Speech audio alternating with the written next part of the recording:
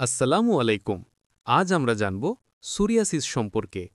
Psoriasis হল একটি দীর্ঘমেয়াদী চর্মরোগ, যা আমাদের শরীরের ইমিউন সিস্টেমের সমস্যার কারণে হয়। এতে ত্বকের কোষ স্বাভাবিকের চেয়ে অনেক দ্রুত বাড়তে থাকে, ফলে ত্বকে লালচে, মোটা ও খসখসে দাগ দেখা দেয়। এটি সংক্রামক নয়, মানে একজন থেকে আরেকজনের শরীরে ছড়ায় না। কেন হয়? ইমিউন সিস্টেমের অসামঞ্জস্য, জেনেটিক কারণ, মানসিক চাপ, সংক্রমণ বা কিছু ঔষধ, ধূমপান ও অ্যালকোহল।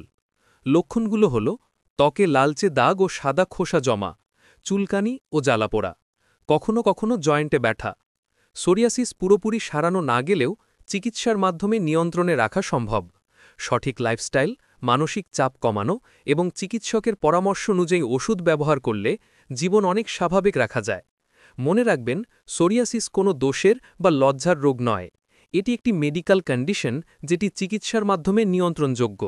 ভিডিওটি ভালো লাগলে লাইক ও চ্যানেলে সাবস্ক্রাইব করে আমাদের সঙ্গে থাকুন। ধন্যবাদ। সুস্থ থাকুন, সচেতন থাকুন।